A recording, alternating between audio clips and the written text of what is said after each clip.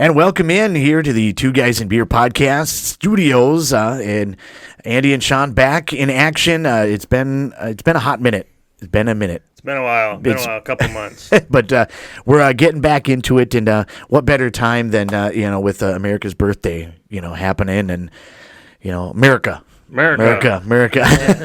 So we do have a guest with us today, so we'll get a little bit more into that. I'll let you introduce yourself generally, but we'll get to some more of your details once we get to the beer drinking part. All right, sure. So my name's Luke Merrill, interim mayor of the city of Isanti. I've lived in Isanti for 33 years. Pretty steady conservative. Just trying to keep taxes low and do what's best for the people. Perfect. There we go. I like low taxes. Yeah. I love low taxes, Everybody does. Conservative, Democrat, it doesn't matter. The lower the better. Yep. So the beer today, went theme, I guess, is kind of what we went with this. We went kind of the America, with July 4th. I think this is going to come out maybe a little bit after that, but that's kind of where we're going. We're going to, kind of cheers to America. So we have real American beer is what this is. So you can see it on the box there, and it's a Hulk Hogan beer. Hulk Hogan beer. Here we go. It's a Hulk Hogan Seriously? beer. Yep. Yeah, it's his beer. Hell yeah, brother. He didn't create it, but he is the front man to it, and he is on. He's on the can. He's got it's his quote that's on the can, and so it's a Hulk Hogan beer. So it's.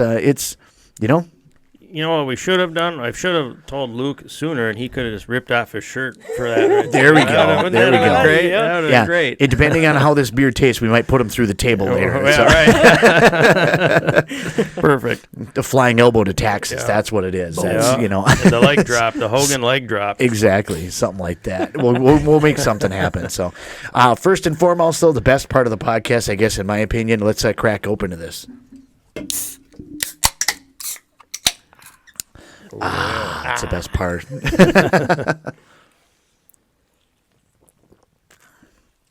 So it just says light beer.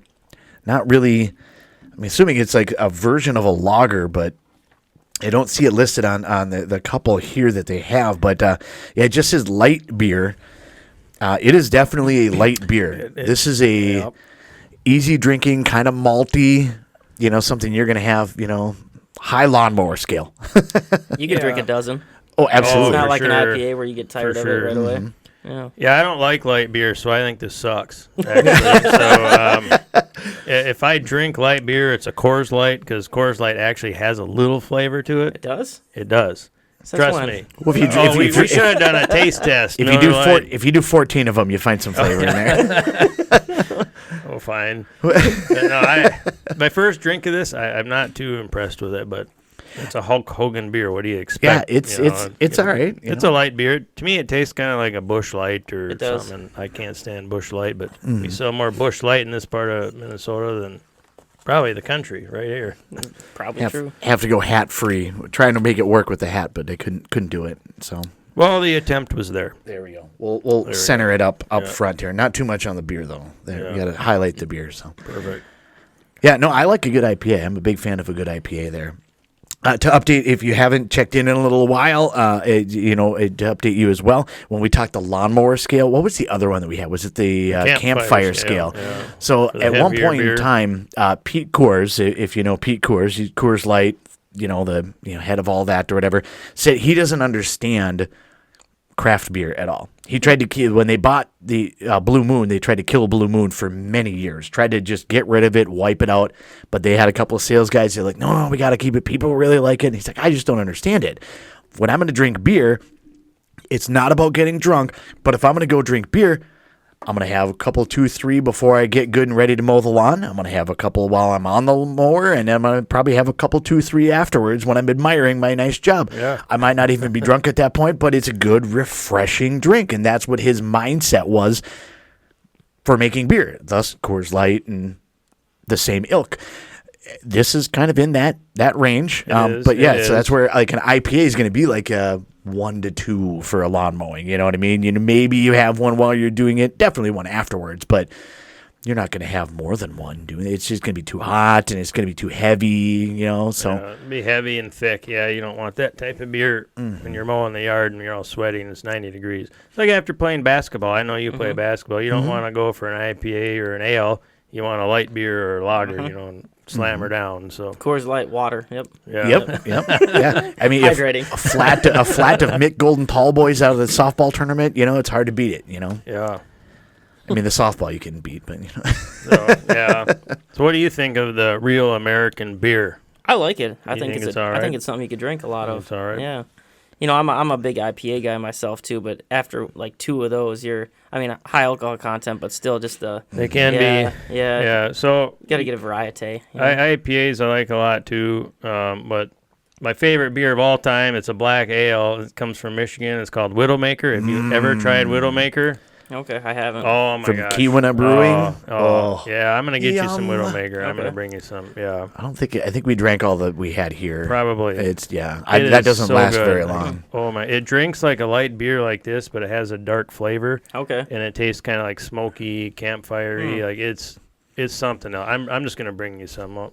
Sunday. If you come up basketball or something, I'll bring you some. I'll try that. There was a Surly. I think it was Surly Blacker. It was like a combination with a couple breweries. I had a bunch of that, like probably 6-7 years ago. That was pretty dark, but that one was good too. Sure. Yeah. Surly does a pretty good job. Absolutely. Yeah, a lot of their stuff is Yeah. pretty damn good. I like Furious quite a bit. But, Yep. Yeah, you see that on the tap at the bar. It's like, yep, Yeah. well, that's what I'm getting. Yeah. Yep. You one of those is gonna get you at least feeling something. Yeah, well, Absolutely. yeah. And then you're good. Yeah. Then you put the rest of your money back in your pocket. Yeah.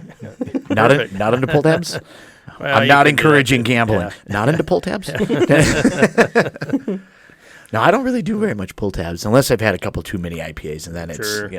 Then one of my buddies is like, "Well, okay, Do it, pussy. yeah, me as well." Yeah. I can be talked into a lot of stuff, but that's fine. So let's see here. Great Central Brewing Company is kind of who does this. That's where it's from. The Real American Spirit. It's got a whole quote from Hulk Hogan. America is at it's hard to read because it's a gray on silver type of deal here. America at its best when united. And if there's one thing we can all agree on, it's the simple pleasure of sharing a beer. That's why we started Real American Beer, to bring people together one beer at a time. Cheers to that, Hulk Perfect. Hogan. Cheers. Cheers. There we go. Absolutely. So along with that, if we're bringing people together, Luke, when you're in the parade, Yeah. maybe you hand out some beer to people. I actually saw that when I was in high school. That's gotta be So illegal. it's probably bad now, Yeah. but 25 years ago, it was okay to throw a beer out to people if you were running. I don't remember who he was or what he was running for. I just remember he was handing out beer. Then it couldn't have worked that good. Then if you don't remember. He didn't. I didn't. I was too young, so I didn't get a beer. Like he was very selective. Like Okay. you can tell if Either that or he somebody's super selected a old, bunch of the beers and he doesn't remember the but- conversation. I don't remember if it was Isanti mayor or councilman. I don't Okay. know what it was, but he was just like, "Oh, I'm In the running for Isanti office." parade? In the Isanti Ah. parade, yeah, handing out Nice. cans of beer. I like that idea. So not too many, maybe one every 50 feet or 100 feet. Like it was pretty minimal, but he was like, "Oh, here." Then you said, "Oh, here." Gets the people going. So I'm like, "That's pretty cool. It's a Yeah. good way to get some votes." I'll have that question maybe in my pocket later about something with that, like the social district idea, the concept of that, where certain areas or like the whole city is just like Vegas. You grab a beer and you just walk around. Sure. You can have it wherever. So I think Anoka I think has Minneapolis a just section of started that it. too, like a block or Yeah, or there's a couple whatever, places that couple have blocks, it, but yeah. it's not super often. But it's kind of a fun idea. I don't know. I mean, some places it's more an understood social district more than. I think really I anything. think that's kind of what most things are in Isanti. Mm-hmm. We're a little bit relaxed, and if you're not being an asshole, you're gonna be fine. Really, Well, at the end of and the day. That's the street- key right there. Yeah, yeah. You have the rules for the people that need the rules enforced on Yep. them. Otherwise, Yep. so be it. Yeah. Well, on the street dances, those go on 5-6 times a summer. You can drink up and down Main Street outside Yep. there. There's a couple breweries there. Was it last year, 2 years ago? I went to one of them. There was a couple breweries there at a stand and we were giving Sure. out, selling beer and stuff. So. Thunder Brothers, the Lions Club. I don't know if there's been any others, but there's a lot of breweries around here. I like 320 Brewing. Yeah. I haven't been up there in a few years, but yeah, there's a lot of good breweries around. Yeah, there is. Thunder Brothers that we had on the podcast, a handful of episodes ago. Lee Akram, I think is his name, from 320. Yep. We've been in contact with them. We've actually had to cancel, I think, 2 or 3 different times because once it was a snowstorm, and then the rescheduled date. Probably shouldn't reschedule for Super Bowl Sunday. Yeah. So we've had that plan or whatever, and he's still in. We're still it's still coming. It's up and coming. 320 is going to be on the air at some point in time. But I love me some good craft beer. Yeah. Everywhere that I can get it, pretty much. Shout out to Thunder Bros, Isanti business. Yeah, Yep. there And you they go. own the Rendezvous Coffee in Yeah, the Isanti coffee too. shop, So yep. very invested in our community. Absolutely. So that's a great company. And that Rendezvous has been there ever since I can remember. That's the oldest Yeah. house in Isanti, fun fact. And, is it? and Oh, ours wow. is the second oldest house in Isanti. They're The both one you just railroad. bought? Nope, my parents' house, Oh, which okay. I have a contract for deed on. Sure. And, yeah. Nice. Yeah. So, yeah, it's Nice. the second oldest house, and Rendezvous is the oldest. And it's, God, I think it's like 1840 or something. Oh, really? It's Oh, been there wow. a long Wow. time. Goodness. Yeah. All that area was actually owned by the railroad. And then it became Isanti Village when they bought land from the railroad, or however that worked. I was reading up on it the other day, and it's kind of interesting. But Cool. Yeah, that house is still there. So Yeah, I like It's all these history. little towns dotted every 5-6 miles, right along a railroad. Like even Graston here, Sure. Bram.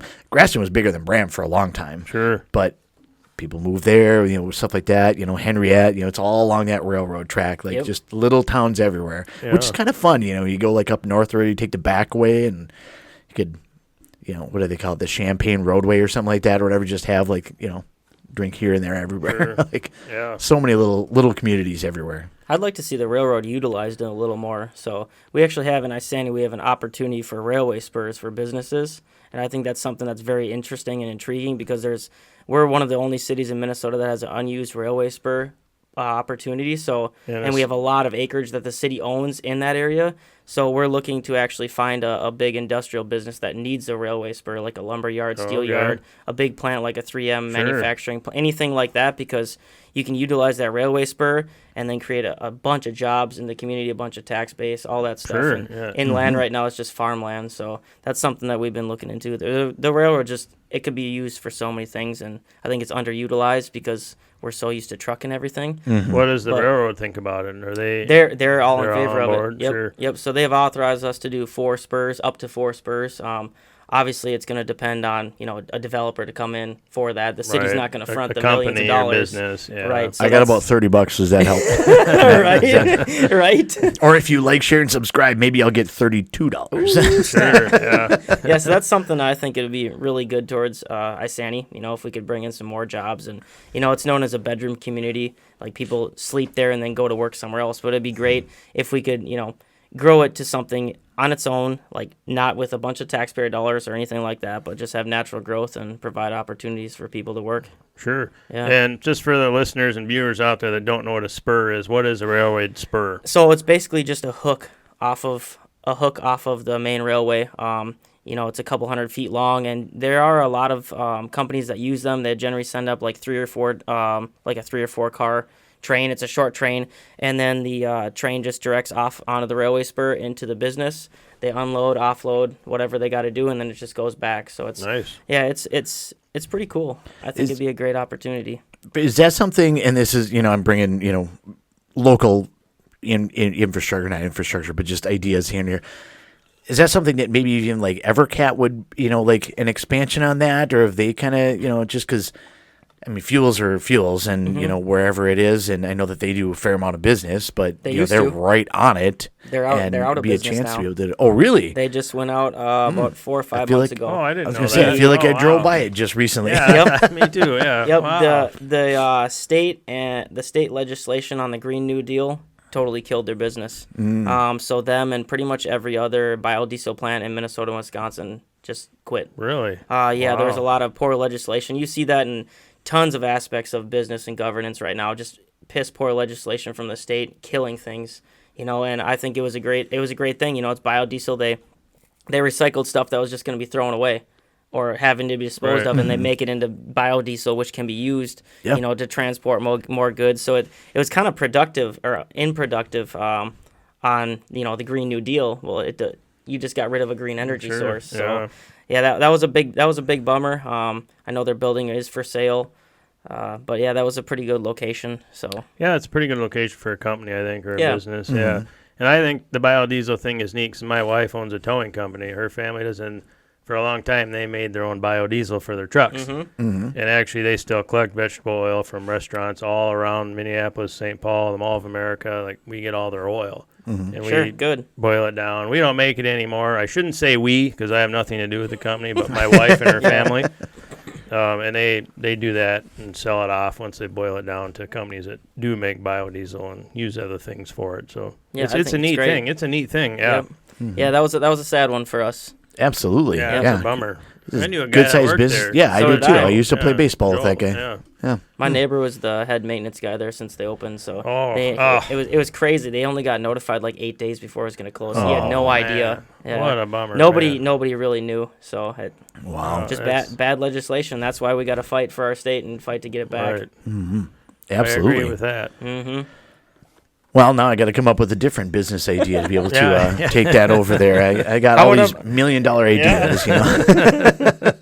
I'm just going to make IPA by the vat. I mean, Yeah. I think Coors Light or something could use that railway spirit. Oh, there we go. There, There we there go. we go. There we go. I don't know why the hell they want to come to Minnesota, but Well, we can make a two guys and beer that we talked about and haven't made yet. I love it. And he's got hops out there on the silo. You know. Yeah, I got Start a some. brewery. We could source everything right here. Be able to do that. We're gonna get Brandon connected in on that. We'll make that happen. Yeah. And then just start releasing it out everywhere. You know, we'll start handing it out at parades. there you It'll go. have There a we Coke go. label Yes, over the yeah. top. Yeah, that's an idea. Never even know. Yeah. So, just a couple of quick things. I want to kind of go through this just because it was here, you know, the beer, and Sean did a great job, you know, getting me some prep work. So, some key facts. Founded in 2015 by two friends that have a passion for craft beer. That is something that we've heard fairly often. You know, passion for that, you know, of course. It came from the Chicago's Fulton Market District, which we've had a couple of different Chicago beers We've had, yeah. that we've done over time, and such a great area for beer. I guess for the longest time, obviously Wisconsin, I don't know about the craft beer, but Wisconsin's known for beer. And, Or just and- drinking beer anyway. Exactly. And Colorado, a huge beer drinking scene, Yeah. and Minnesota is a massive craft beer capital. I guess I never really, until we've done more, never really realized that like Chicago or that Illinois area, Indiana, was such a huge lot. craft beer area. But the more we've done it, it's quite amazing with that. They do a lot of collaborations, including with War Pigs, which is one of my favorite beers. War Pigs is a War good Pigs beer. is Yep, fantastic. All Rise, Around the Bend. So it's actually, the brewery is Great Central Brewing Company, and Hulk Hogan's Real American Beer is one of the collabs with them. So that's kind of where that comes from. That's who actually makes that or whatever. So 2024 is when it started. Limited U.S. markets, expanding through 2025. So they're ever growing. But sold in patriotic cans, as you can see, with the red, white, and blue.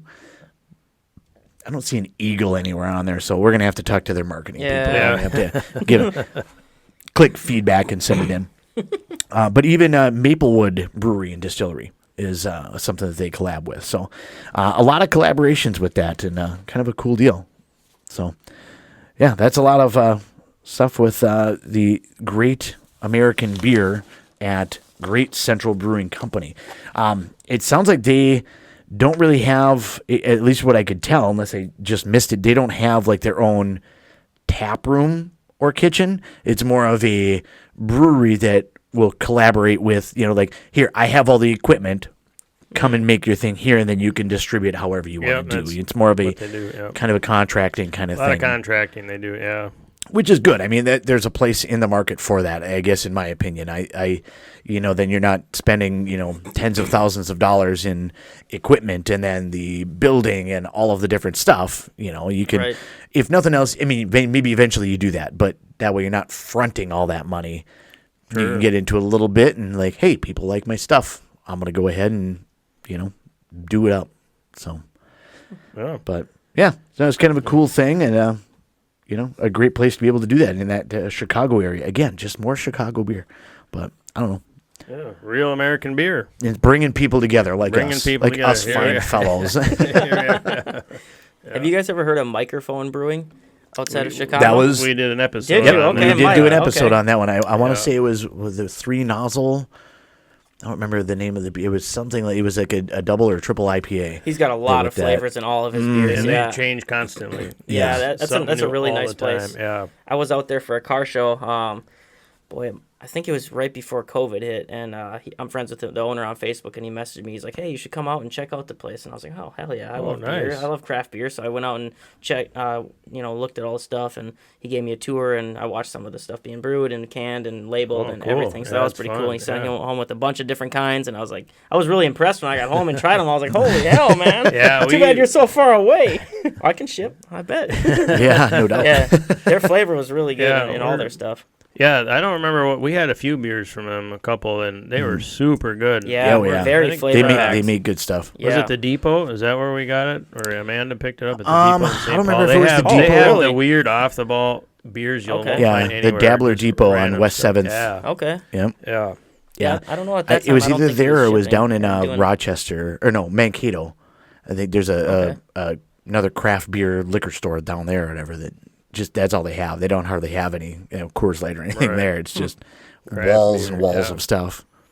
That's cool. Yeah, he's a great guy. That place was really cool too. It had a bunch of like amplifiers cut in half and mounted on the wall and all sorts Oh, of. It cool. was more music based. Music Like themed, Mike, yeah. his name's Mike, so it's Yeah. microphone brewing. And I thought that was pretty awesome. Yeah, it's so, neat.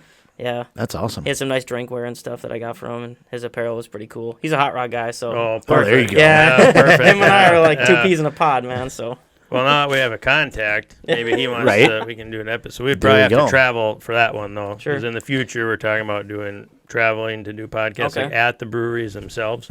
that'd be pretty once we get awesome. more established a little bit, or mobile equipment at least. Yeah. It's part of our great road trip. Yes. Yeah. Great two guys in beer road trip Well, you across said America. Chicago's good. You said Yeah, Chicago's good, so hit a few. Chicago's Just good. make sure There's you a lot of carry. them there. Make sure yeah. you carry while you're Yeah. there, and you'll be all right. There we I go. carry- Yeah, I- absolutely. Well, technically, You're not we're supposed to in allowed Illinois, yeah, there, yeah. and I just carried through there last week, so You forgot. I kept it in my truck. Right. So Yeah. But- Yeah, I don't want to go downtown Chicago at all. Nope. No. Nope. Just going there to the ball game that we went years ago. How long ago was that? That was 2010. I don't remember. It must have been 2010. Everything feels like it's yesterday to me. It could have been 20 years ago. Ah, we did that the other day. Yeah. No, that was 20 years ago. Yeah, it was. It was 2010 because it was when I actually lived in Isanti. We were watching the Twins on a Friday night. They were taking on the White Sox. I'm like, God, that would have been a fun series to be able to go to. And as this game started to go into the late innings and it's tied and we're getting to extra innings, we're like, so what are you doing this weekend? Should we just go? And so Sean left. I think the game went to 13, 14 innings or something like that. Or I think Sean left my house at midnight or 1 a.m. Yeah, 6 in the after morning. drinking He's beer. bam, bam, bam, bam, Yeah. bam. You ready to go? Like, we're road tripping to He's Chicago. I'm like, we're out of here, man. Yeah, why not? So ran down there, watched 2 games. I think Amanda, we were dating at the time, and she'll hate me for telling this story, but we were dating, and she called me. God, was it on that Sunday? I think before we came home or whatever. And she's like, "What are you doing? You want to go get dinner? What do you want to do?" And I'm like, "Well, I'm in Chicago with Sean." And she messaged me. She's like, "I don't know if this is gonna work. You are way too spontaneous." It just And it wasn't even like- you. Andy's too wild. So I like to heckle her about that a little bit, So I brought her back a White Sox sweatshirt, mostly Oh, because it was 12 traitor. degrees there, and so I had to buy because I was cold. I didn't pack and plan very well for this trip. Ended up some random hotel in Indiana or something like that. And Yeah. I think we went to a Walmart to get some food or some snacks or something like that or whatever, and that was a scary Did you get mugged? opportunity. Almost, I thought for sure it Felt was going like to it. happen. We felt like it. Absolutely. Yeah. Last time I was driving to Chicago, I don't know, it was probably 2 or 3 years ago. I was on the interstate, probably, 15 miles out of town or whatever still, and there was a huge brawl with 50 people on the side of the interstate. I was like, what in the hell? Just driving past, what the? Perfect spot for a Just brawl. So weird. I'm like, what is going on out here? Did anybody wave or anything? I don't know. I don't know. Yeah, that's a whole different animal It down is. there.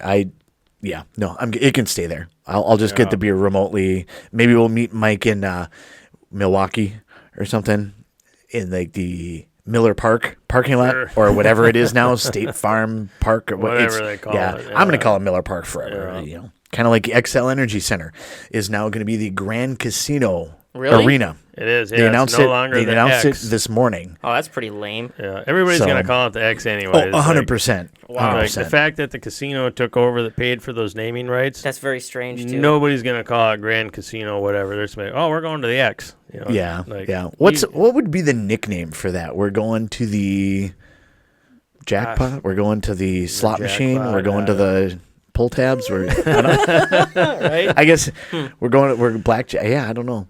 I don't know what you'd call it. But I'm sure they're gonna come up with something. Somebody smarter than me is gonna have like a page full of one-liners. Yeah. Sure. You know, Put Something it in with the ice. comments below. Let us know what you exactly. think. Yeah, give us feedback. The best one, what we'll do, we'll send you a Real American Yeah, beer. we'll send you some real American beer. So the best comment wins.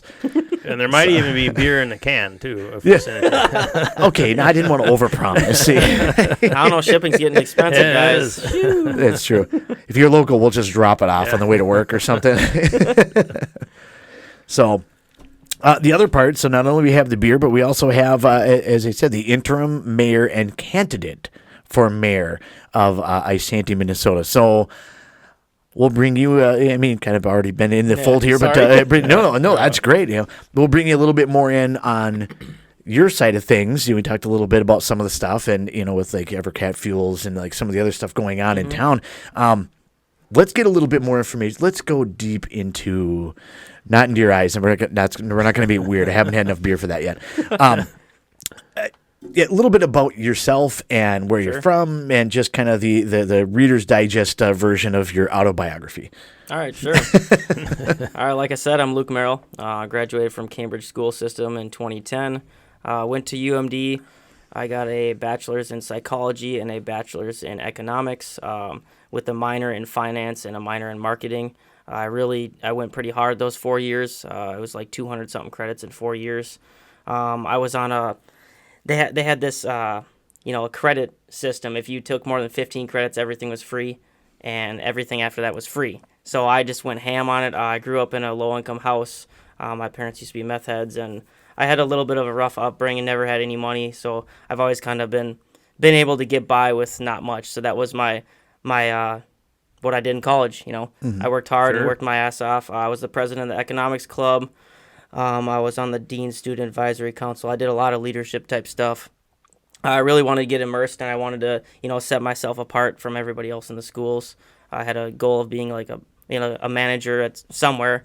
There were a lot of good opportunities, and when I graduated, I was one of the top prospects of the business school. I got 3 job offers, but my dad was really sick at home, so I decided, he was given like 6 months to live, and I decided, you know what, I'm just going to put this stuff on hold, go home, take care of my dad.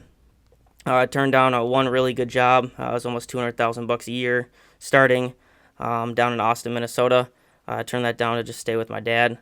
Family comes first. Money you can always make later. Sure. So, Yep, family's number one. Yep, and here we are, 10 years later, he's still kicking somehow. He had a lung transplant since that time. He's a W amputee now. He lost his legs. He has no kidney function. He's a very sick man, but he still wants to fight, and he's a warrior, so it's someone to look up to. And, I've been taking care of my family since then. During that time, I started a hot rod business, Tin Man 2 Customs. I did a lot of custom fab. I was one of the top builders in the country in 2017 through 2020. And I was recognized for, being a young builder in the industry. So that was really cool to be able to do that, and stay at home and take care of my parents and kind of wrench on stuff I love. So that was, that was really nice. And then I started seeing some very poor fiscal management in the city that I love, Isanti. And my parents, like I said, have always been low income, and taxes have been a big hit. And there's been years where they get their tax statement, they don't know how the hell they're going to pay it. And, in 2016, I started noticing a bunch of semi-corrupt things seemingly going on in Isanti, and they gave like $1.2 million of money to a hotel project, a subsidy, basically, directly out of taxpayers' pockets. To bring in a Best Western, which, to me, I believe in the free market, and the free market always wins. If there's a demand for this, the free market, the businesses will come in, and they will build their business. They don't need the city to subsidize. I was at every meeting pointing out there was a lot of things that were fraudulent and not right about it. So I was at every meeting pointing that out. It went on deaf ears. And city council at the time was they were just really complacent. They didn't think long term. There was just a lot of little things, and it's like, well, I don't like what I see in here, so I'm gonna actually get involved. There's some people that sit online and bitch and moan and complain, but then they don't do anything about it, and you gotta put your foot in the door. It's easy to be a keyboard warrior. It's that's so easy. It's very easy to do that. Yep. So I got involved. I got on the Economic Development Authority for the city, and then I got on City Council in 2022, and then technically 2023 I started, and then our great mayor Jimmy Gordon got elected to the state house. So the guys I guess we needed to find somebody to fill that mayor seat so we could have a special election, and they all voted for me other than one guy. So I ended up in that seat. I kind of fell on the sword because I want to make sure that our city goes in the right direction. There was another previous mayor that wanted that seat back, and during his previous 4 years, taxes went up 44%, and that's not acceptable to be increasing taxes an average of 11% per year. Yeah. So I got on there. I'm the interim mayor right now. The last 2 years, we cut taxes almost 18%, and I'm hoping for another, hopefully double-digit cut this year. Sure. So yeah, it's that. My biggest thing is try and keep taxes low. People should decide what they want to do with their money. The government shouldn't be deciding what they want to do with their money unless it's for essential infrastructure. Mm-hmm. Sure. So absolutely. Yeah. So outside of that nefarious spending of money that you just talked about, did you ever have any interest in politics prior to that? Did you just not care, or just like whatever? I'm too busy working on hot rods and going to college and taking care of my family. Then you just like, what is this all about? And then did that just kind of suck you into it then? Yep. Yeah. So in college, I didn't even know what I was. We would talk about like politics, and it's like I don't even know what I am. And sure, one of my roommates was like, "You're definitely libertarian because you're like anti-government spending." I was like, "Okay, I'll take that. I'll take that role." But I really didn't. I didn't know what Republican was. I didn't know what Democrat was. I really didn't care at college. I was one of them guys. I just want to learn everything I can about things I care about, and kind of be specialized in what I know. And and then just coming home and just seeing that impact on families and my parents especially on taxes, that that's big time, and it affects every single person. It sure does. And to me, it's like, well, if I can make an impact here and help every single family in the community, that's big, and then I'm still taking care of my dad. I mean, what else are you gonna do in Isanti? That's kind of how I saw it, and it was just, I guess I just got motivated to do it. And whenever I find something that I'm interested in, I go 110%, and I don't give up. Sure. Yeah. And that's a way to be able to do, stuff. I mean, agree, disagree with this, that, or the other thing or whatever, but to get involved at all, like that's, like you said, it's easy to be a keyboard warrior. It's easy to just sit back and complain about it over a beer or two. But, at the same time, like digging in, doing the thing, doing the work, having an opinion, working with people on it. You know what I mean? It's not, sometimes it's being the leader, sometimes it's working with people, sometimes it's a combination of it, but it's doing something. Right. Something's better than nothing. Yep. And I how think many that's people for don't anything. get involved? It's mind numbing. I don't complain about politics much anymore, but I've been neck deep into it forever, a long time, and I have my opinions and preferences and who I vote for and whatnot. And I think 99% of all senators and congressmen on the state level, federal level, they all suck anyways, It's like, those are the people you don't want to run. Like, the people that you really want to run, regardless of party, that actually are principled and honest. They don't want anything to do with it. They want nothing to do with running the office. So I can't blame them. The people you get running for office are in it for themselves and kickbacks and special interest money and, well, I suppose you could say APAC money or whatever you want to say. They might go in with the intent, and then they get sucked up by everything, and then they're gone. Yeah, it's really hard too, and it's such a thankless job too. When you're local politics, it's great because you're representing your community, but on one decision, you're going to have half of the people that are really happy and the other half that are pissed. Or you try and make the decision for the majority, and you try and make the most people happy, but you're still going to have people pissed off, and it's basically volunteer work. It's next to no pay, and who wants to put aside their whole family life to do that? It has to be a certain type of person, especially on the local stuff. But then what's really sad is, the senators and House members and whatnot, they make a lot of money, but nobody holds them accountable because they're kind of far away in a Right. sense. Versus like the mayor, even though the mayor is really not that big a deal, the mayor and city council get all the heat for everything, even if it's not a city related issue, like a county related issue. The mayor still gets the heat for it. It's like, you know, and then It's a tangible thing. You're a Yeah, real person right. that I can see, and I can. Yep.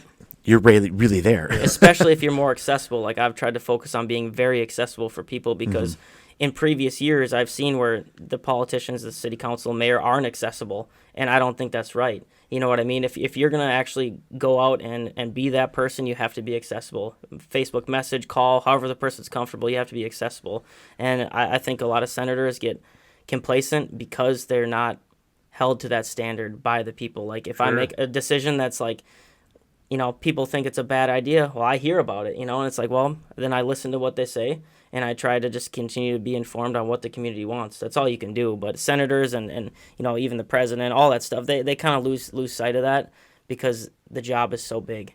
You know? It's such a disconnect, and that's I don't know how you fix that. I mean, that gets into a way bigger conversation Yes, it that I don't does. think we need to have right now. Sure But does, it just because, I mean, when you're a half a country away, you know, or I guess to be, you know, if you're in California or Oregon or something like that, you're a full country away.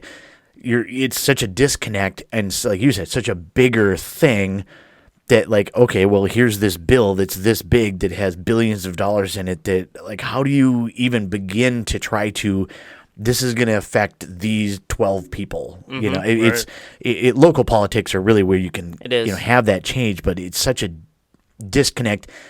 And just because that's what it is, I don't know, you know, like I said, I don't know how you fix that or change that or whatever, but it's definitely, you know, it's such a hard thing, you know, you really got to drive that local so much more. Sure. It all starts local. You know, the Isanti County Republican Party has really been rejuvenated the last couple of years. There was some bad leadership in there before, and they were skirting the legality of the whole process and basically recommending themselves for seats for like the House member seats and stuff like that. So it was taken over, thankfully, and the Isanti County Republican Party has done amazing work trying to get new county commissioners and city council members and mayors into place because it all starts local. And if every single local jurisdiction does what their local people want, then you have an accurate representation of your people. And I think if we're really going to be serious about it, I think we need to get past all the state oversight on a lot of things. You know, they like to preempt a lot of things and make rules that don't work for everybody, especially our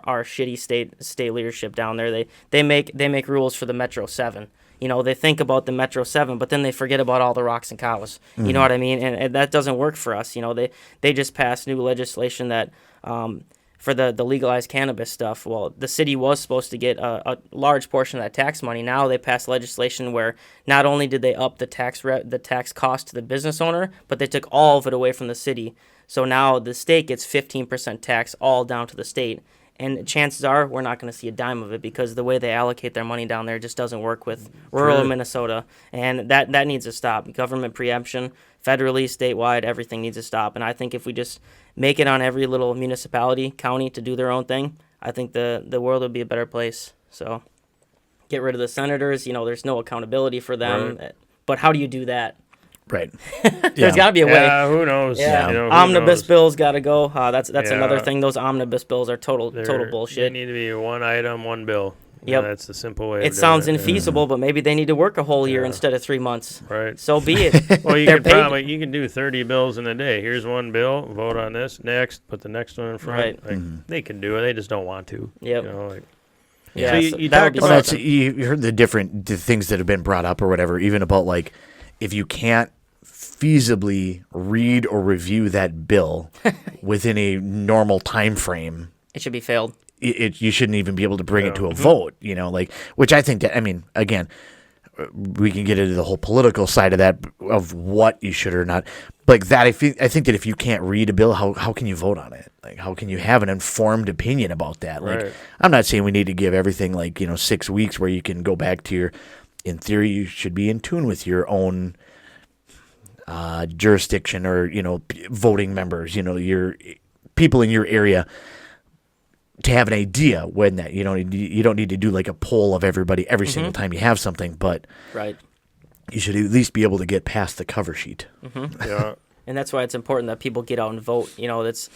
there's a large percentage of people that don't vote, and their vote's not heard. If you have, say, 50% of the population that doesn't vote, what's that other 50% thinking? And people need to get out and vote, and then their vote does matter. It's after 2020 and, other issues with elections, it's hard to say that and hard for people to believe it. But at the end of the day, if you don't get out and vote, what are you doing? Mm-hmm. Right, and you need to get out and vote in your local elections, Big not time. just for president. Right. Yeah. Like, realistically, if everything was followed the way it should on every level of government, it doesn't really matter who the president is because they really don't have power. They have power over foreign policy. That's directly what they're supposed to affect. Yeah. So, which is kind of crazy. So if you vote the right members in the House and Congress, it really wouldn't make a difference, because they can stop anything the president does. But what I was trying to get at anyways, I was getting off the rampant here, is local elections matter the most. Big like time. the grassroots, your city council, your mayor, your school board, and stuff like that. It needs to start in your hometown first before expanding elsewhere, Yep. County commissioners, that's another big one that people don't realize. That's a huge one. So It's a every huge one. district in the state has a county commissioner, and that county commissioner is almost like your mayor of your county district. And if you have an issue in your county district, you need to go to the county commissioner because they're the bosses of the city officials, in a sense. So, that's one big thing that I think people need to know more of is reach out to your county commissioner. They kind of pull the strings for your whole district, and that's big time too. So Sure. Yeah. And I think the Isanti County Commissioners, it's a really great group now. We've worked really hard, and the Republican Party has worked really hard to get good people in there that are fiscally conservative and think about the people and think like the people. Set like 72% of Isanti County is Republican. You hate to throw a label on it, but at the end of the day, if you have Republicans in there representing the 72%, that's the best you're going to get. So you want to make everybody happy, but at the end of the day, if you have the core values that match your community, that's what matters. Oh, yeah. So, Constituents, that was the word that I was struggling to be Yeah. able to find there. It's a hard Apparently, one. I didn't have enough real American Real beer American on that beer. one. That's what was going on there. So we've kind of gotten big, grand picture with a lot of stuff or whatever. Yeah. Let's draw it back into local. So you're the interim now. Yep. So I'm guessing it's probably similar to what the actual role would Yep. be. But is there any differences right now with that, or is it basically all of the things? So the interim mayor is everything's still the same as regular mayor. You still sign the checks. You still run the meetings. The mayor really doesn't have much more power than that. You can decide when to lower and raise the flags for like half staff. Otherwise, the mayor is just 20% of the vote. I sign the checks. I can call a special meeting on my own if I want to without the rest of council majority agreeing to it. I haven't done that, and I probably won't. But you never know when you have to do that.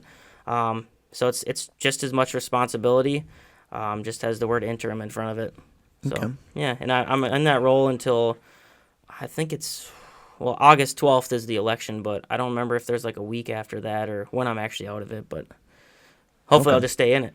Sure. There you go. Yeah. We have a really good team right now. The five of us work fantastic together. This has been the most open and most conversational and educated city council board I've ever seen in Isanti, hands down, not even close.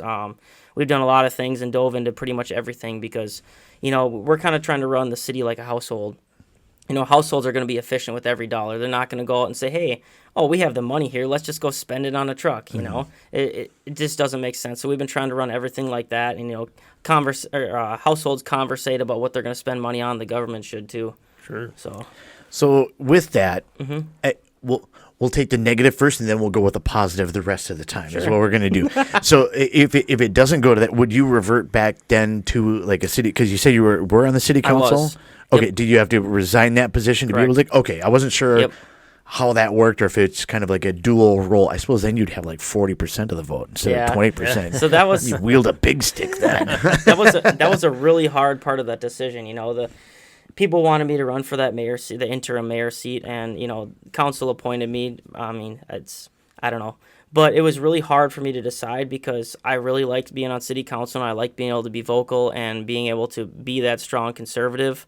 And then now it's just different with the mayor seat. You have to try and play the middle more, which is fine. I'm good at that too, but it's just different, and that was a big part of me thinking it's like, well, do I really want to fall on the sword and lose my council seat to be the mayor. I really don't. I don't need or want the mayor role or like the mayor. I don't know, stigma. I just want to be a normal dude, and that's kind of how I'm running it. Just a normal guy trying to do the best for the community. But that was tough. So I gave up the council seat. We appointed someone in that seat, and he's great, Nick Peterson. So he's taking my seat, and if I happen to not get in, then I'm just out for now, and I can build hot rods or do whatever I want. If that's the case, obviously I'd like to stay in there because we made a lot of really good changes and a lot of good headway on taxes, and I think we're going to see a good decrease this year. So, yeah. Nice. I'm you excited can still about show it. up to the meetings and bang your fist on the Yeah. be that guy. I could sure use some decrease in taxes on my property. Yeah. Unfortunately, it's not in Isanti County Right. or the city of Isanti. Right. Yeah, everybody, you just look at what counties and cities and even schools, what they're doing with taxpayer dollars. It's like they've totally lost sight of how households work.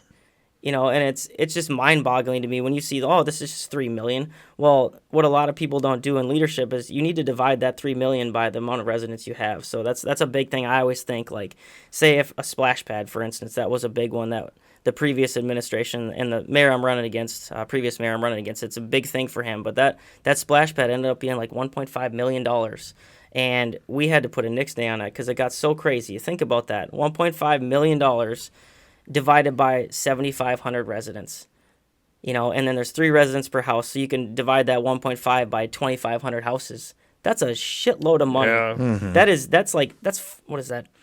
$600 or $700 per household just in the tax money to pay for that splash pad. And that's not ongoing maintenance costs, I suppose. That's just initial. And your water usage. Yes, and we're actually getting heat from the DNR because we've grown so fast as a city, but so is our water usage. So we're actually like just at the top of what the DNR even allots us to have. So if we had that splash pad, they can start sanctioning us and fining us for being abusive use of water. And we looked into like water circulation systems, but to follow the EPA and the health board standards, that was like another $600,000 for recirculating, because you have to treat the water because there's kids. You have to treat the water as it goes in, so you basically have a mini water treatment plant. So it just got out of hand. It's like that's not feasible at all, And you have to think: would the average household think this is worth $600 or $700 per household? Sure. Maybe 10-20% might, but what about the other 80% that's like, we don't have any kids, we're not going to use that, that's silly, right. And that's where I think government loses sight of things, and they get these pet projects in their mind, like, that would be really cool, I want to have my name on that, but then people are paying for it forever. And then another thing is like the maintenance of that. So you have, if you add an amenity, say a basketball court, and say it's $50,000, well, that's good for 20 years. And then another 20 years, you're going to have to spend that money again, because if you take that away from people, people will be pissed. Yeah, right. So you have that expectation. It's it's a multiplicative effect, and we just need to bring it back and hold it and provide the essentials, provide great parks, all that stuff. But there's frivolous things that could be done without, and I think households agree with that. Yeah, I think they do too, mostly, and I do a lot too. And I always wonder, comes back to these people that want those things. Sure, they're nice amenities to have, but if you can't put it in your own house with your own money, right. Why are you expecting everybody else to pay for it? Why should somebody like me, let's say, pay for a splash pad when I will never use it?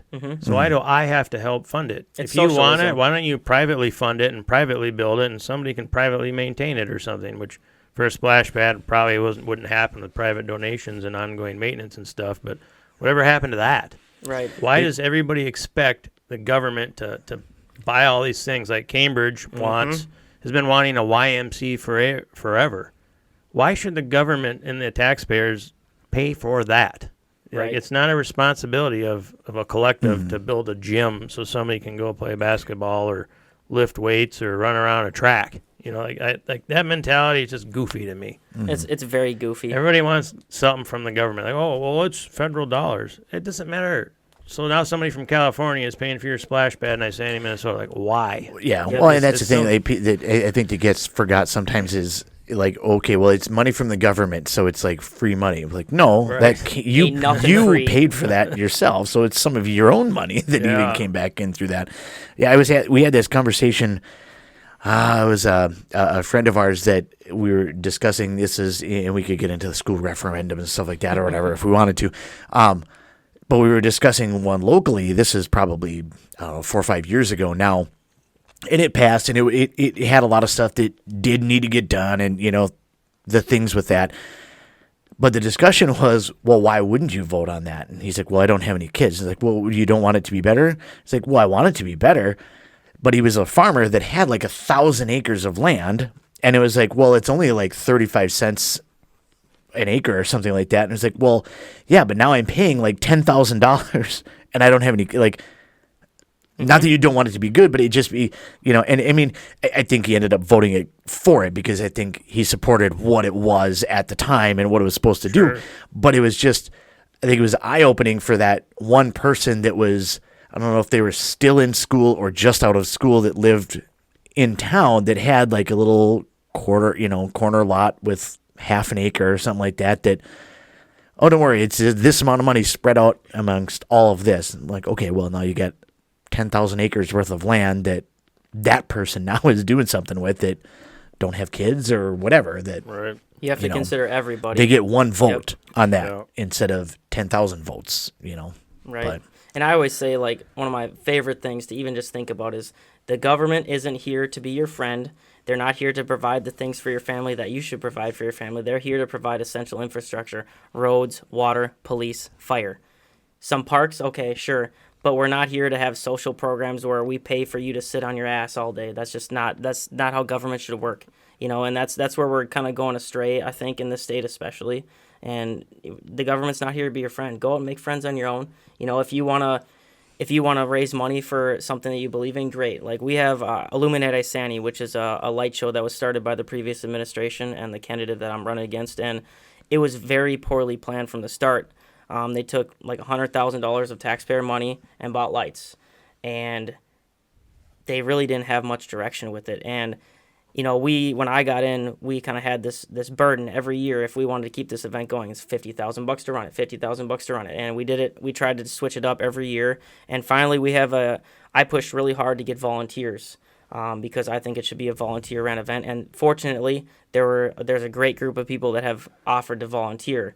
And now we've authorized $15,000 this year, and they're raising money, and they're almost already at $15,000. And all that donated money they get back goes right back into the city's account.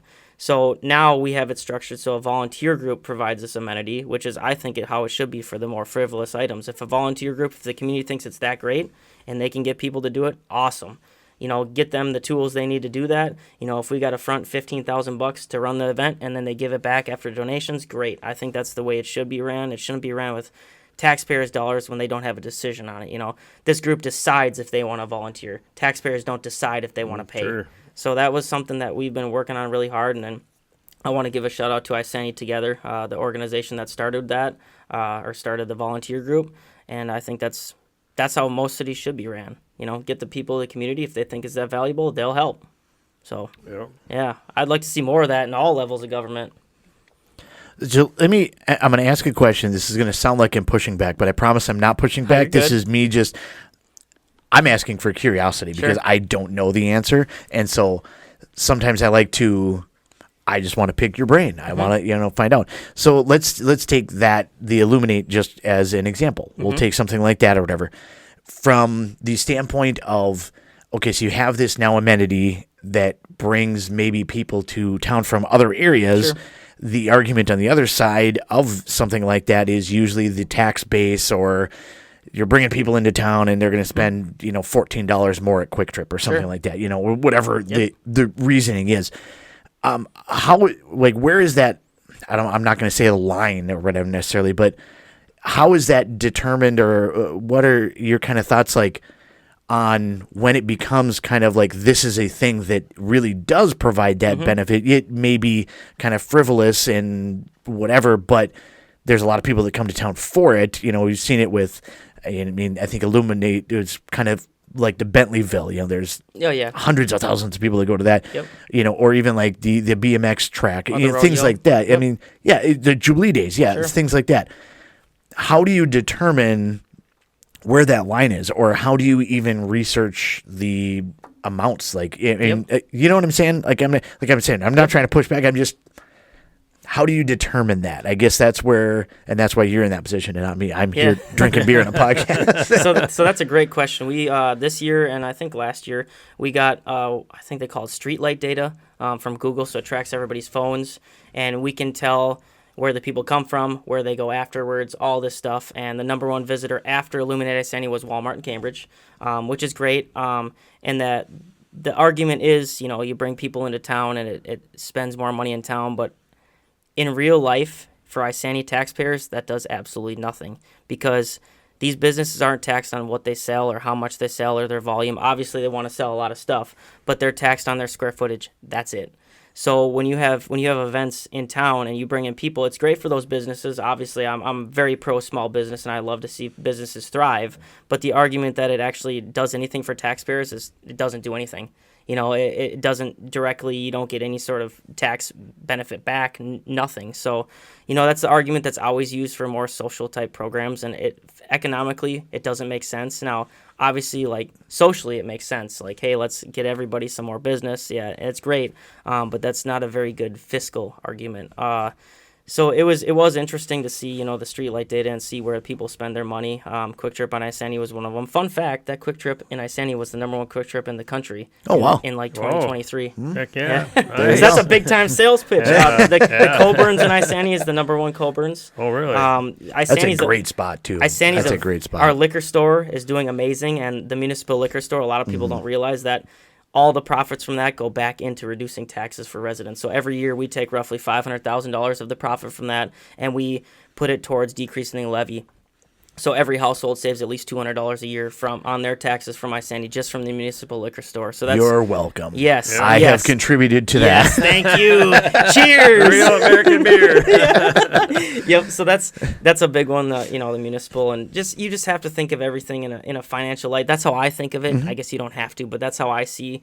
That's how I see government and finance. I mean, it's kind of my background, so it's fun for me to try and find where we can be efficient for taxpayers. And, looking at that data from Illuminate Isanti and seeing, where people come from, how many visitors. And then we even saw, I just did it in my head quick. I don't remember the exact visitor count, but we did the math. And it basically, if every resident, or if say that there's 5,000 people come, I think that's what it was, and it costs $50,000 to run the event. That means it costs the city taxpayer $10 per person. Now, does the average person value that at $10? Maybe.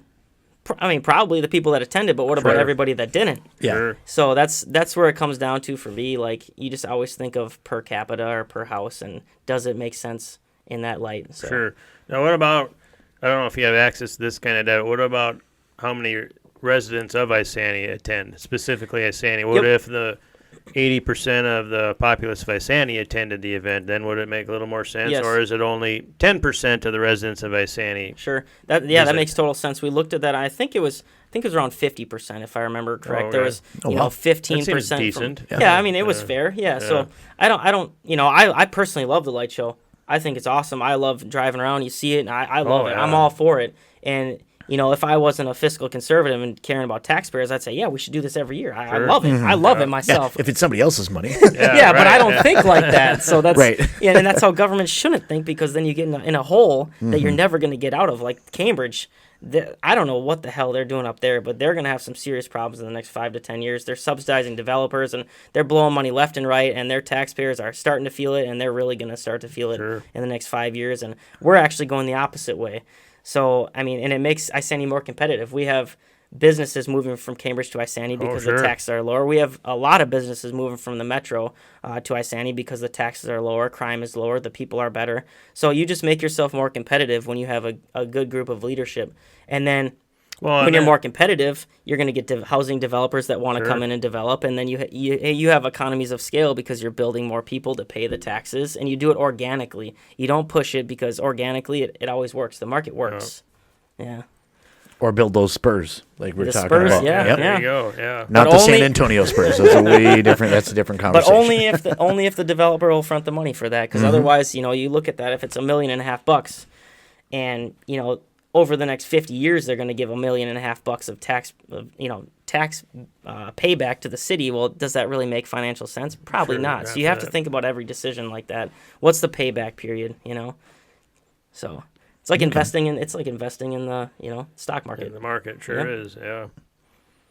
So we talked a little bit about like the spurs and things like that. So we talked about the negative that, if you don't get that. Now it's positive. Sunshine and rainbows. Here we go. You're elected. You have like 974% of the vote. Yeah. I don't know where all these other people came from, but you've They're won dead. it. Yeah, you've won in a landslide. It's new records everywhere. Sure.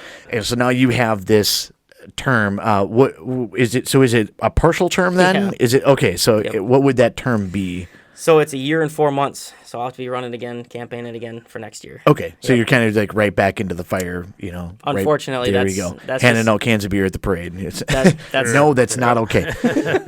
Okay, so let's say we'll change it and we'll say you get that one and then reelected because you won so big that time that we're Hopefully. not even going to have the next election. I don't think that's gonna happen. you get That'd be 5 nice. plus years. So let's like on the list, let's take that 5-year kind of like outlook. We talked a little about some of the stuff or whatever. You talked a little bit about the Spurs potential, commercial area, things like that. What are kind of your thoughts in that time frame? So there's a lot of smaller ideas, and I've always said, I don't think government should have an agenda. I don't think people should have pet projects because then you just get it like the blinders on, and you want to just have this pet project. Another example is the amphitheater in Isanti, and that was $300,000, and it's only been rented once in the last 5 years. And that was a bad investment. But it was is that kind of by it's the at Bluebird Illuminate Park. thing? Yep. Okay. Yep. I was like, where is there Yep. an amphitheater? Yep. Okay. So that was. I don't think you should go in having pet projects. We kind of take everything, right now is when it comes to us, does it make sense? But I would like to see more veteran stuff. We are working on a veteran memorial with the VFW, so that's something that I think is really good. I would like to work on just stuff like that, appreciating our police, our fire, always fostering that relationship because they provide an essential service to our community. We just authorized take-home squads. Fun fact: Isanti Police, all of our officers except 2 live in the city limits, so that's really nice. cool. Yeah. And we took that into account, obviously, because every day these officers have to come in, and officers are really hard to find right now in the state of Minnesota. Legislation has made it impossible to be a cop or to want to be a cop. A lot of them gone to Wisconsin just because. So we've tried to make that better. The take-home squads, I think, is a big one. The fact they live in Isanti, it saves them 45 minutes a day, roughly, doing their change-out from their normal pedestrian vehicle to their squad car. It also provides the opportunity for each person to basically have their own car they're stuck with. And when you have your own car, you know the sounds and you know when stuff's going wrong versus when you're migrating, you don't know. So the maintenance, it'll actually make our maintenance program easier to control because the officer that drives that car knows the car. The officer will be cleaning his car. And then also on big calls, obviously if there's a big crash and we need more police help, well, it's right at their house. You can call them in. They don't have to go to the hall and take that 45 minutes to change out. They can get right in their car and drive to the scene. I think it also makes people feel safer. So that was something that I think was a good amenity for us to add for people and for our police. And we also just hired we're full-time again, so we just hired another officer. So that's good. And that incentive for take-home squads was what put it over the top. Because because most places are offering that, and if you don't offer that, I mean, it's a pretty big benefit. And if you think about it, nobody's going to be taking that squad car for non-police related stuff. Like a company vehicle, a lot of companies. Yeah. If you do that in a cop car, you're not going to get away with that. You're not just hooking up to the camper and it's definitely not a work truck that I'm taking up to. Yep. Otherwise, I don't really have an agenda per se. I would like to see something I proposed in the last meeting. I would like to see right now we do what they call a park dedication fund. Every developer that comes in, they have to pay $1,800 per unit to the city for park dedication dollars. The park dedication dollars can only be used for new park amenities or replacing an old amenity with something different. So it's funny because when I got on city council, they said it was only new park amenities, but I read the rules on it probably 50 times, and it doesn't specify it. It can only be for new amenities. So we actually have been able to take some of that money and replace existing equipment with a newer model, and it still fits the mold. I argued with the lawyer and the city staff, and finally they figured it out, and now we've been able to do that. So that saves taxpayers a lot of money because Because now if, say, a slide goes out, and those slides are unbelievably expensive. Like, you would not believe a slide is $50,000. It's crazy. Wow. It's unbelievable expensive. For one plastic spiral it's slide? unbelievable what they make. Wow. So now we can take this park dedication dollars, which was only supposed to be for new amenities, which is good, but now we can take it and buy a new slide.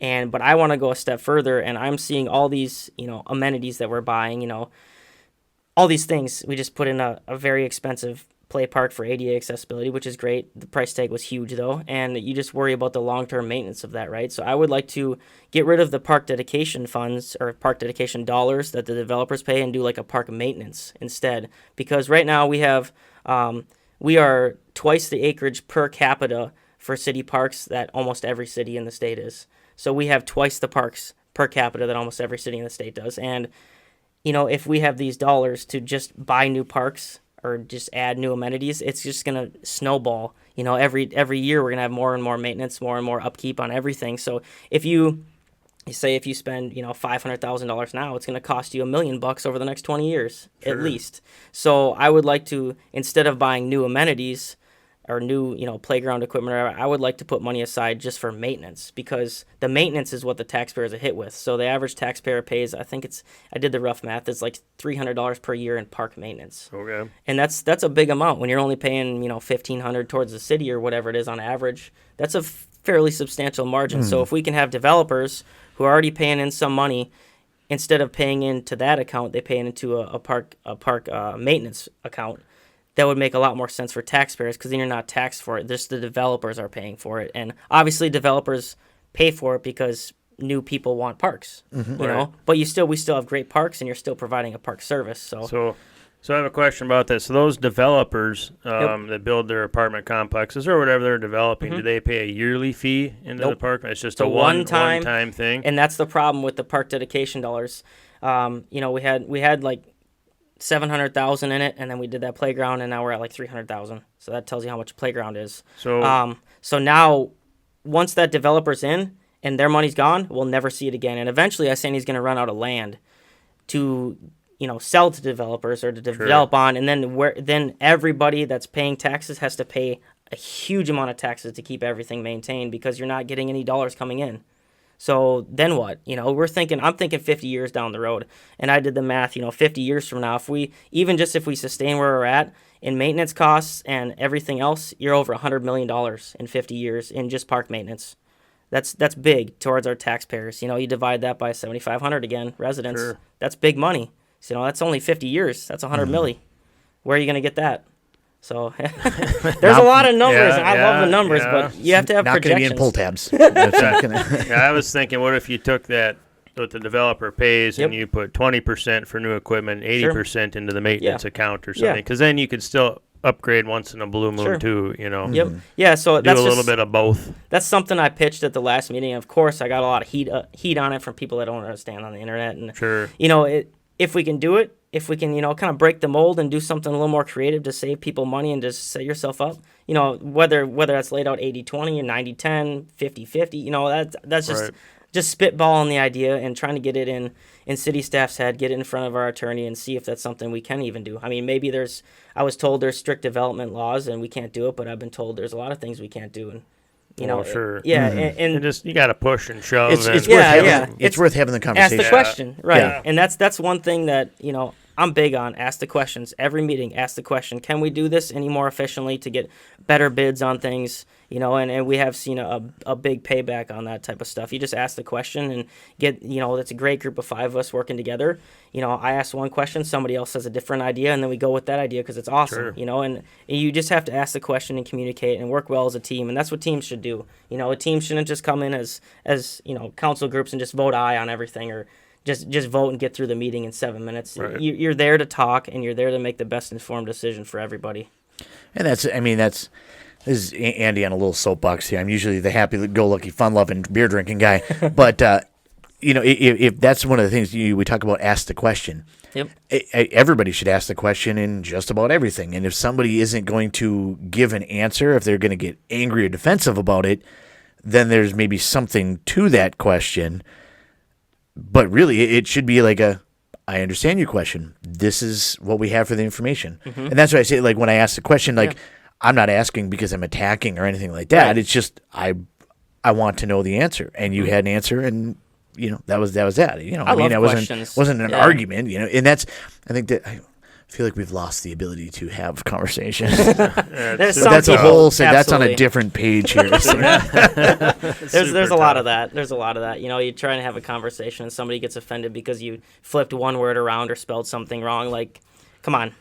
And you know where I was going with this. everybody feels challenged with everything. And it's Right. like, well, can I ask the question and you can give me your answer? Right. I might agree with you. I just want to know your take on it. I love conversations. The more questions and more conversations, the better, because when people are asking questions, it gets people thinking. Yeah. You know, and you think and you do the best work when you're questioned and when you come up with, you know, a solution as a team. And then, like you already said, more ideas come about. Yeah, Yeah. You know, oh, from 100%. conversation from everybody involved in the Yes. conversation. I love that part of working with the group that we got. It's freaking awesome, man. So that's something we've been pushing for, and I've been very vocal about it. Like, communicate, guys. If anybody wants to say anything at any time, even members of the audience, you know, people that come in from the community, I let anybody speak at any time because, you know, they have the technical open forum or public comment section. Sure. I think it's bullshit. If you want to talk and you have a question during a meeting, you should be allowed, as long as you're respectful, to come up to the podium and offer your suggestion. Because sometimes we get a great idea from that person, and all of us are like, holy shit. You know, that's awesome. So I think we need more of that too, you know, and Cambridge has done a really piss poor job of that with not letting people get their voice out and not listening to their people. And I just want to break the mold on that too and be open and let Sure. everybody have a voice. Just because we're elected doesn't mean we're the only voice. Right. Yeah. Yeah, you're a representative of Yes. the community. Yep. You know, the community. you're- The community drives Yeah. what you do. Yeah. Yep. America. America. That's right. I'll take a drink. That's of what it's that. founded on, right? Hulk Hogan said it best. What was his punchline? Didn't he have like wasn't it booyah or something? I can't remember what Hulk Hogan's was. All I keep thinking of Hacksaw Jim Duggan with the hill, but that's a Yeah. whole different, you know. All I can think of is Randy Savage. You know. Oh yeah. Oh, yeah. Yeah. Woo! But I didn't really watch wrestling back then. I watched it when I was in high school, so I was watching Diamond Dallas Page and The Rock and stuff yeah. like that. So I really didn't get into wrestling quite back then. But Okay. Same. I think I watched it a little bit like the old Saturday morning because it was on, but I don't know that I followed. Other than Hulk Hogan, I don't think I could have named hardly anybody at all. So probably, was it Mean Gene? He was the guy that did all the interviews. yeah, he did a lot of Yeah, interviews, that'd be about it. But that's because he was there all the time. right. Yeah, it's before my time too. Yeah. So I was kind of going, we're going to back the truck up a little bit because it got me thinking a minute ago, you know, with, you talked about that amphitheater. Yep. That everybody, the government wanted. I don't know if the residents wanted it or not. I'm sure there was a portion that may have. I don't know. Yeah. But one thing I wish would get more involved, like you said, there's that volunteer group. Yep. That's Awesome. doing things now. I wonder if they might be interested in trying to run fundraisers for those type of things. Correct. And I want to bring that back to Bram because I was a Bram resident for 12 years before I moved just outside of Cambridge. And just the Tucson Tack alone raised $1.2 million. It took them like 12, 13 years, but they built a whole city the center, community the center. whole community Yeah. center. There where weddings are. Comedians have been there, like Louis Oh, Anderson. that's how they prayed for the Bram Event Center? Yeah, it was Oh, completely okay. fundraised. I was always wondering about that. And most of the money came out of the little thrift store Tucson Tack, where That's awesome. it was all community raised. It Yeah. took them 12 years, but hey, not a single penny of, to my knowledge, Yeah, no taxpayer money went to it. It was all funded by that fundraiser because they had, you know, the thermometer, thermometer and it out was there. slowly going up, Yeah. you know, from donations. Yep. Like, Yeah. it'd be nice if people, like the community members that want everybody to have everything, They have to start donating that way, or put a little group together to, hey, we're going to fundraise every business. Well, can we put a bucket there? All this money is going to build an amphitheater in the park. Yep. You know, then the taxpayers aren't paying for it every year, and the ones that don't want it aren't paying for it. Correct. And like I said earlier, if you want it, go get it. All right. If you think it's that important for your community to have it, put in a few hours, you know, 10 hours a month or whatever. You know what I mean? Everybody wants things, but nobody wants to do the work for them. Right. But at the end of the day, you're having to work to pay the taxes to do it. And everything with government is more expensive because all these companies inflate their bids 40 to 50% because they is think it that high? Yes, it for is. government? Yeah. Because they think the city is just going to pay it because historically that's what government does. They just say, "Yep, motion to approve, motion to Sure. approve." But you have to start breaking that mold and save your people money, and that's a great way to do it. I'm super stoked on that volunteer group. Sure. I think they're going to do awesome, and I think Illuminate Isanti will be sort of the introductory, run to see how well it goes, and then maybe after that, maybe it balloons, and that's why I named it Isanti Together, and not just like Illuminate Isanti Together. They try to Sure. keep it vague so that they could in the future go on to other things, and that's freaking awesome. Yeah. So that to me is big time. How many people are involved in that Isanti Together program? Their goal was 50. I think they're at somewhere around 30. They usually have like 6 or 7 at every meeting. Even 30 people Yeah. joining That's- that is yeah, a that's a lot. pretty Like, good amount. That's Yeah. a lot of people. Yeah. And there was a lot of negative press about Illuminate Isanti, and I said over and over, if we don't get a volunteer group, this is gonna go away. This is gonna go away, and I took a lot of heat for it, and people were just motherfucking me to everybody. But at the end of the day, it got people thinking, hey, maybe we should start a volunteer group, and that's what leaders do. They get the people initiated to do something, and now we have something great for our community. Sure. So Yeah, and it makes sense because if you just have it as like, oh, here's a project, the people aren't invested in it. You know what I Right. mean? It's just like we're gonna put up the lights and like, okay, here we go. Come on, let's go. But if you get somebody, volunteer group, something like that, like people that are invested in the success of the thing, they're going to be doing a lot more just to make it go. I mean, you can tell somebody that's invested and cares and is passionate about something as opposed to somebody that is there because it's their job. Yep. So definitely, yeah, I'm super stoked on that project. I love Illuminate Isanti, and just the money alone is gonna be it's not sustainable. So would you consider that movement together, I say, kind of like your biggest accomplishment, you think, in city council or as interim mayor, or do you have like any type of big accomplishments you think you've really Sure. worked hard on for the people of Isanti community? aside from the beard, that's probably oh, thanks.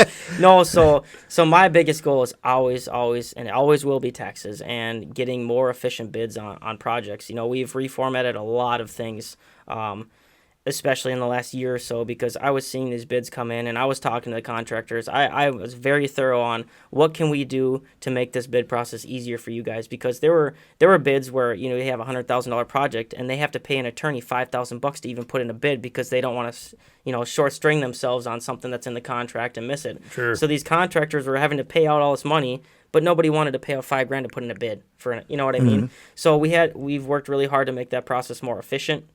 We've worked really hard to restructure our construction projects, road projects, which are our biggest expense, other than staff. So we've worked really hard to restructure those. This year, we restructured a bunch of that, and we actually got like 3 times the bids on our summer projects that we usually get, and they were extremely competitive. So we had estimated for our mill and overlay projects this year roughly $1.5 million, and they came in around $1 million. So there's $500,000 that we just saved taxpayers. We are doing another well project because our well capacity is not high enough for our growth, and that was sort of an unexpected expense because we weren't projected to grow as fast as we have. So we looked into doing another well, and the status quo is you always build a well house where your well is. And I asked, why do we have to build a well house nowadays? Because you have all this remote technology. It used to be you'd have to have a well house, you'd have meters, like manual meters, you'd Sure. go read and all this stuff. We have all this remote technology. Why are we building a well house? And the engineer's like, that's an interesting question. A couple weeks later, he came back and he said, you're never going to believe this. We can do this well house or do this well without a well house, and that saves about $500,000. Oh, nice. That's another $500,000. So in the last 7 months, we've saved $1 million on projects just by asking questions. And just ask the question. Just ask the question. And if you continue to ask these questions and continue to think outside the box, like now all the remote data stuff is going to be housed in our main water treatment facility, which just makes more sense anyways, because now the guys don't have to drive out to a well house. They can just look at it right there. And, we're able to do that. And it's just efficiency from the start. You have to be efficient and you have to think about everything. And, growing up in a poor home, I never had any toys. I never had anything, and I've been one of those guys. Like if I made $20 mowing a lawn, I still got that $20. Sure. to this day, Yeah. because you have to be efficient and you have to think everything through, because you don't know when you're going to be able to eat next. And I think families feel that same way, and government should work the same way. So, I mean, there's been a lot of great things we've done.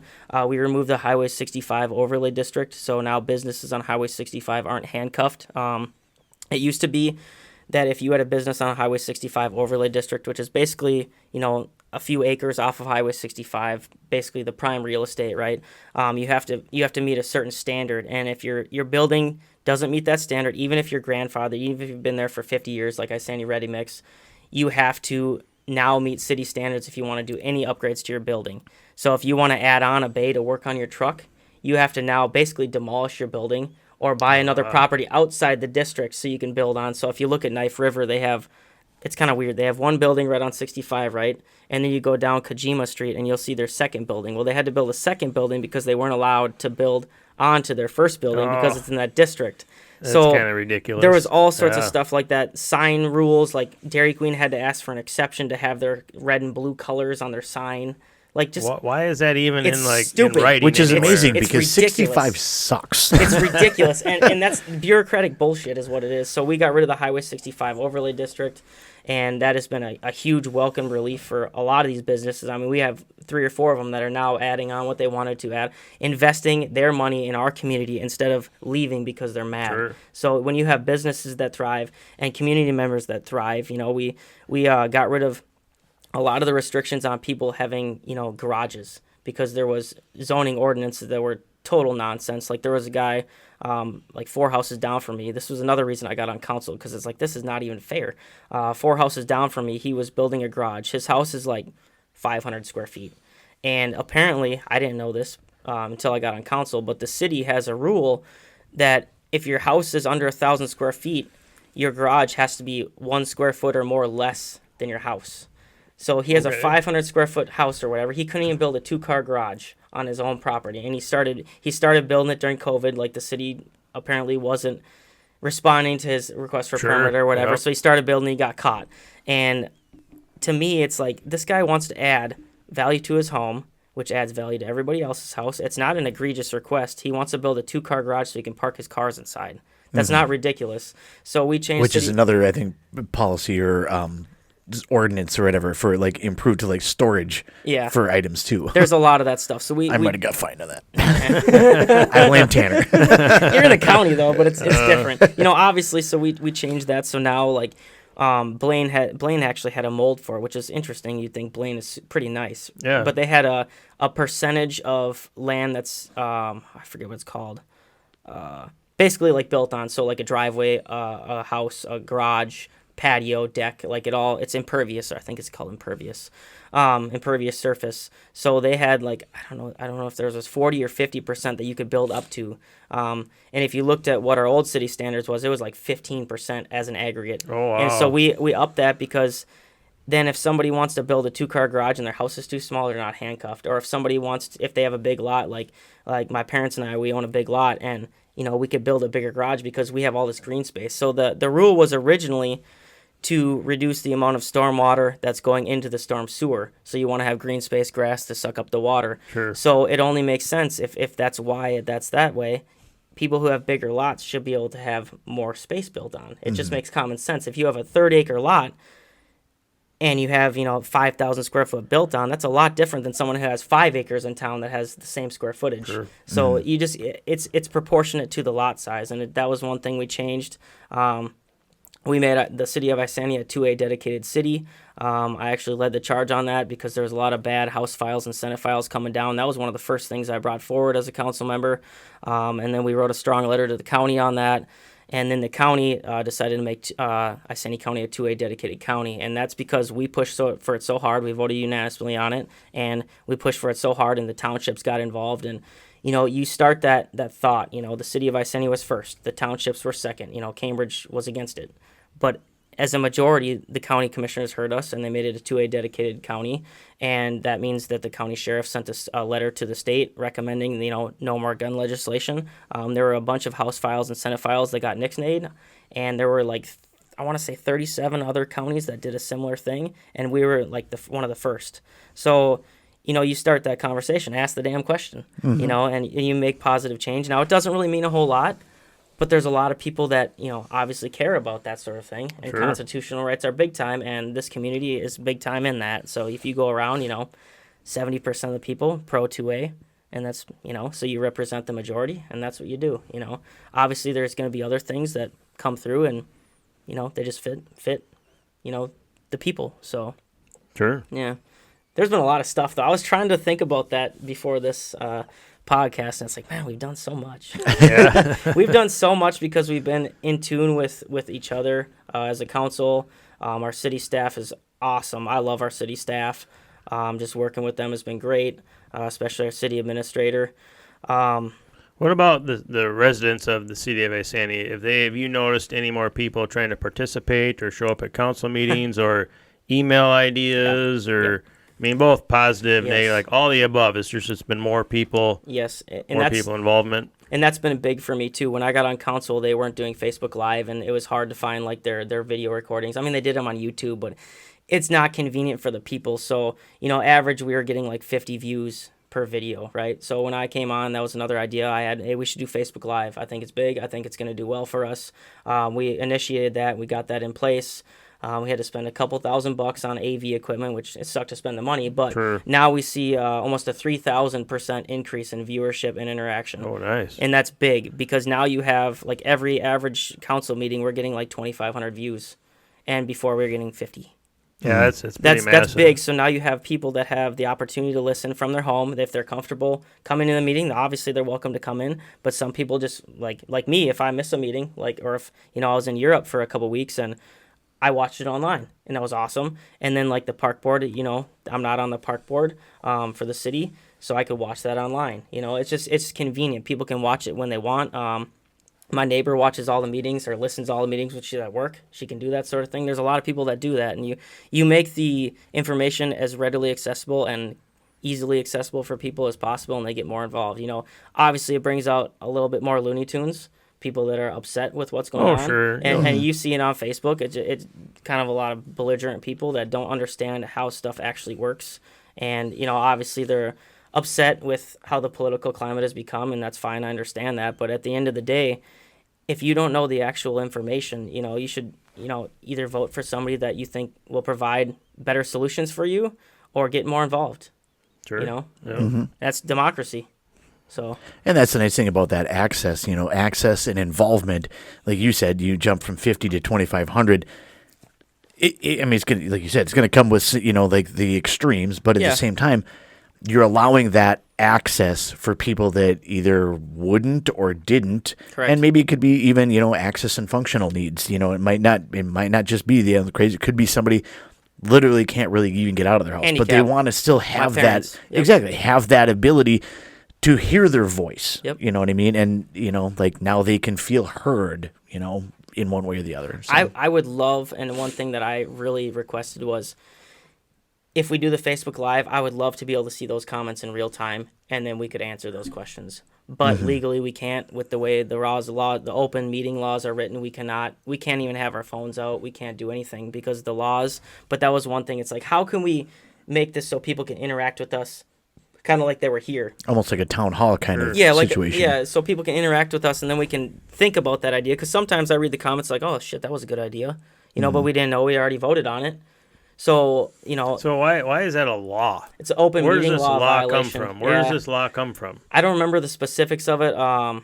We talked about it a lot. That was right when I got on. Can you just not do it? I'm not saying not do a law, but in this case, it benefits the citizens of the city you're working for. Who's going to come in and tell you can't do it?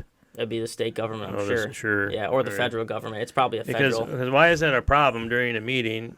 I don't know the lady, but I hear once in a while in the background, when you ask her a question or a council member asks her, and then she answers the question.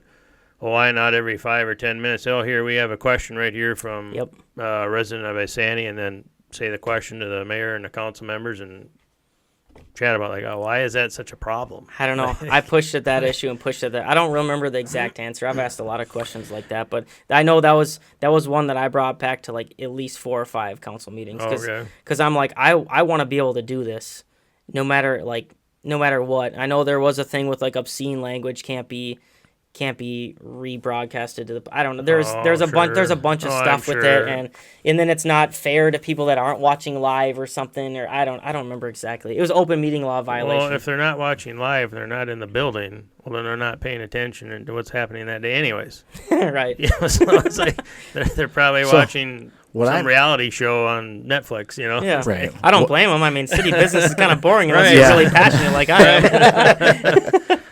So what I'm hearing is we need to just have somebody that has the chat open on a laptop that's like, oh, question from the I would love to gentleman do in the it. front, Yeah. and then they just have 345 questions that night. Sure. Yeah. And then also, where do you stop that though too? Because Right. you get a lot of Yeah, and that's Yeah. who is it that has the discernment with that the mayor does. because whoever doesn't like, okay, well, this one's not going to, well, now my voice isn't heard Correct. or whatever. You So can get sued, and you know the legal public comment is supposed to be 3 minutes per person, but we let people talk. Sure. Because unless they're belligerent, I love all the input we can get. Mm-hmm. Because if you get 2 people to show up and they talk at a meeting, that's 2 people more than 0. And if they show up and they're passionate enough to talk about it, they should get the opportunity to talk about it. And I used to go into the meetings, and I actually got removed from a meeting physically one time because I asked a question that the mayor at the time didn't like. And that shit's not happening, I've been harassed. My mom was actually berated in the city hallway at the last meeting, and by 3 people that don't like me, and she was berated and cornered by them, and that's not fair. But at the end of the day, it's a public space, and what are you gonna do? Unless it gets violent. If it gets violent, that shit's gonna stop. Right. But at the end of the day, people should be allowed to speak, and that's why we've taken that policy. And it's funny because there's people that say we're not transparent, but then they smash talk us for allowing people to talk anytime in the meeting. It's like they're like, that's not professional. I'm like, well, you want transparency and you want professional. Like, how do you do that? All right. You can't be more transparent than we are. We're posting everything on Facebook every day. The city posts something. Like, we're as transparent as you can get. You can't get more transparent.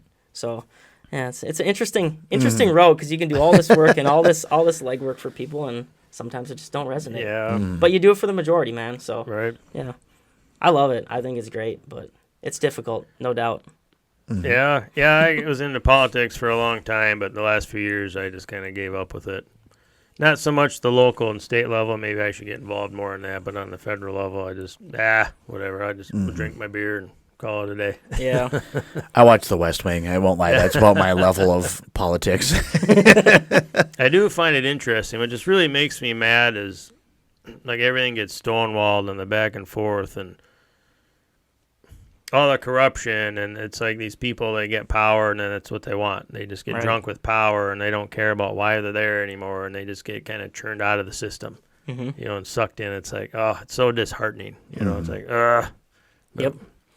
what do you do, I guess? Well, you need to get money out of politics for start on all levels, and that's my opinion. But Right. anyways, How's someone that makes that little money a year that rich? right. It's quite questionable. And special interests. Both and sides of the aisle. corporations It's and- not even oh, Democrat Yeah, I'm or not talking a Republican. party. I'm just Yeah, saying in it's general. crazy. Yeah, it's Yeah. ridiculous. Yep. But local stuff, there's accountability. That's big time. How do you get that federally? You actually should start getting people in trouble when they break the law. You should. That would be a start. You found fraudulent money in Minnesota. You can connect it to our attorney general, yet they're not doing nothing about it. Yeah. Where does this come from? It's crazy. It's crazy. Yep. But if you start on the local level, like we already talked about, and then good mayors show that they're good representatives, good council members show that they're good council members, and you just move your way up. Yep. You get a little bit of experience. Well, now I'm going to run for House. Now I'm going to run for Senate. And State level. Well, Now you I'm were going to run saying for federal Jimmy level. Gordon. You're supporting Yeah. Jimmy, like so that's Fantastic. Best mayor Isanti's ever Yeah. had. Like, not even close. And he's a great guy, and he got elected to the House, and he's doing great things, and he's for the people, and that was something that he told me he was going to do it. It's like, man, I don't want you to leave. We have such a great group. And then he's like, well, somebody's going to have to take it over. It's like, shoot, so, but him down there, he's very good. Mark Horan is very good down. He's a senator. He's very good too. I mean, there's good representatives, and there's bad, and it is usually the ones that are there for too long. I see it as a 6 to 8 year sweet spot. We had one mayor before that was in for 12 years, and I think his first 6 years he was pretty good. I think 6 years is probably about where people start to flip. You know, Sure. so you got to move around. You know, you get comfortable. You know, Yeah. It's easy to do. well, it's very easy to do. Everybody's got lives and families and other things to Put attend something to. on autopilot and Yeah, whatever else, sign off, and yeah. It's they very did easy. the research. It's fine. Yeah, Yeah. yeah. It's a hard thing though.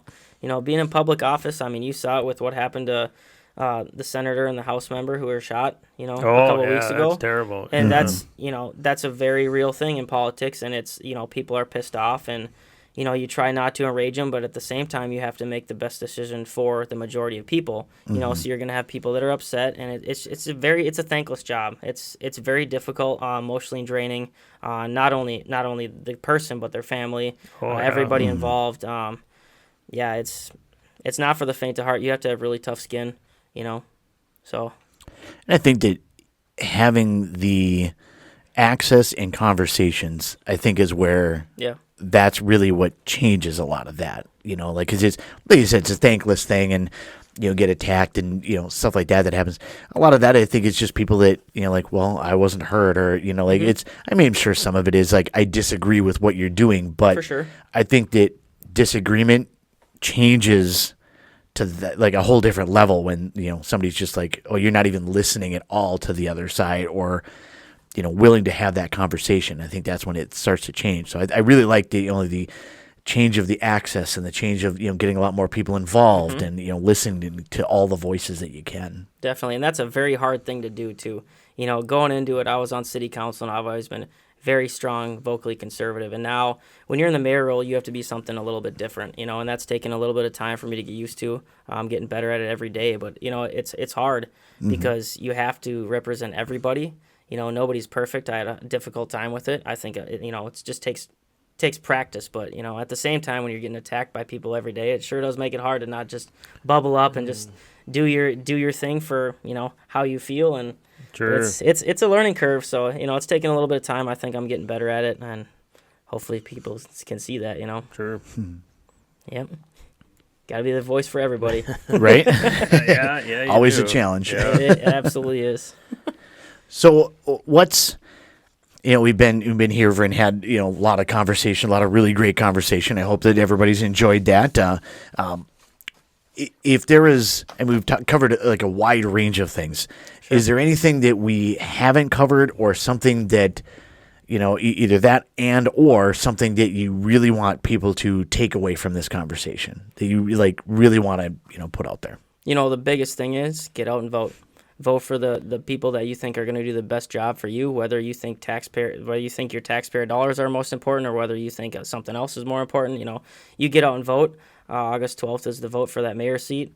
I'd love the vote, but I understand if not. And we just have to keep doing what we can for our community, be as efficient as we can for our community, provide the essential services, and let people spend their money how they please. If somebody wants a pool or a splash pad, think about it this way: you're saving $600 or $700. You can take that $600 or $700 and do it at your own house. You can buy a pool for $300. Sure can. So it's just a little bit different way of thinking, and I guess that's my biggest message is just vote for efficiency. That's what my whole campaign is. Vote for someone that's going to be real and honest.